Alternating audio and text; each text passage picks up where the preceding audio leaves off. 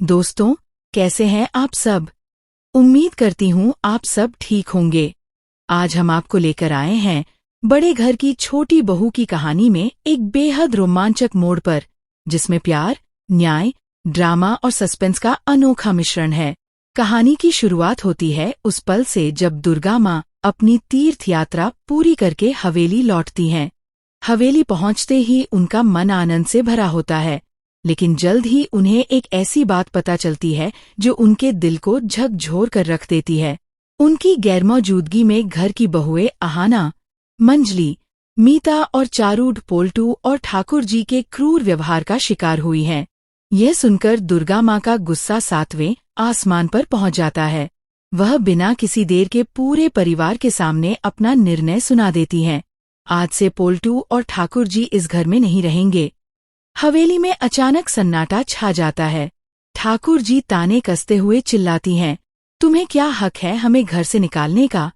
लेकिन दुर्गा माँ शांत और सख्त आवाज में जवाब देती हैं, जिस घर में मेरी बहुओं की बेइज्जती हुई, वहां तुम्हारे जैसे लोगों की कोई जगह नहीं।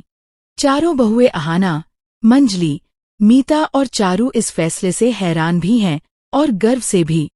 आहाना की आंखों में सम्मान की चमक है, क्योंकि उसे पता है कि उसकी सास ने न्याय किया है। पोल्टू और ठाकुर जी गुस्से में घर छोड़ देते हैं और मजबूरी में एक छोटे से किराए के घर में शरण लेते हैं। वहां की तनख्वाही और कठिनाई देखकर पोल्टू को अपनी गलती का एहसास होने लगता है। वह सोचता है कि उसने दुर्गा माँ की आज्ञा का उल्लंघन करके कितनी बड़ी भूल की। ठाकुर जी भी अपने ऐशोआराम भरे दिनों और खोई हुई शान को याद करके पछताने लगती हैं। वहीं हवेली में माहौल थोड़ा शांत है। चारों बहुएं मिलकर घर को फिर से संवारने में जुटी हैं।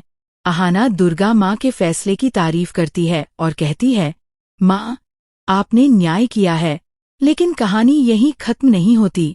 एक नया ट्विस्ट तब आता है जब दुर्गा माँ सबके सामने बड़ा खुलासा करती हैं। मैंने पोल्टू और ठाकुर जी को हमेशा के लिए नहीं निकाला है। मैंने बस उन्हें सबक सिखाने के लिए ये कदम उठाया है। जब उन्हें अपनी गलती का एहसास होगा और वे माफी मांगेंगे, मैं खुद उन्हें वापस बुला लूंगी। सभी हैरान रह जाते हैं। आहाना की आंखों में गर्व और सम्मान की चमक है। दुर्गा माँ आहाना को अपने पास बुलाती हैं और कहती हैं, बेटी, तुमने मेरी तीर्थ यात्रा का सपना पूरा किया। अब मैं चाहती हूँ कि मेरे बाद इस घर की जिम्मेदारी तुम संभालो। तुम्हारे अंदर वह हिम्मत है जो इस घर को एकजुट रख सकती है। आहाना भावुक होकर कहती है, माँ, आपके रहते हुए इस घर को कोई आंच नहीं आएगी। आपकी बात ही इस घर में कानून होगी। लेकिन तभी दुर्गा माँ की आंखों में एक अनहोनी दर्द झलकता है। उनकी तबीयत पहले जैसी नहीं रही और यह आहाना को बहुत परेशान करता है। आहाना समझती है कि अगर उसने अपनी सासू माँ को बचाना है तो उसे खुश रखना होगा। वह सोचती है कि छोटू दादा, जो दुर्गा माँ के बचपन के दोस्त हैं, यदि कुछ दिन हवेली में रहें तो माँ का मन बहल जाएगा और उनकी तबीयत में सुधार आएगा। आहाना तुरंत छोटू दादा को हवेली बुलाने की योजना बनाती है, लेकिन यह फैसला आसान नहीं है। मोहल्ले में अफवाह फैल सकती है कि दुर्गा माँ अपने बचपन के प्रेमी को घर में बुला रही हैं। लोग तरह तरह की बातें बना सकते हैं, जिससे हवेली की शांति फिर से भंग हो सकती है। उधर पोल्टू और ठाकुर जी जब ये बात सुनते हैं तो इसे अपने फायदे के लिए इस्तेमाल करने की साजिश रचते हैं। पोल्टू सोचता है कि अगर छोटू दादा आए तो मोहल्ले में अफवाह फैलाकर वह दुर्गा माँ की बदनामी कर सकता है। वह ठाकुर जी के साथ मिलकर एक नई साजिश रचने की योजना बनाता है। लेकिन आहाना सतर्क है। वह अपनी बहनों मंजली, मीता और चारूग के साथ मिलकर हवेली को मजबूत बनाए रखने का संकल्प लेती है। अब आहाना के सामने दो बड़ी चुनौतियां हैं, सास की सेहत की चिंता और दुश्मनों की चालें। हवेली में आहाना और बाकी बहुएं दिन रात दुर्गा माँ की सेवा में लगी रहती हैं।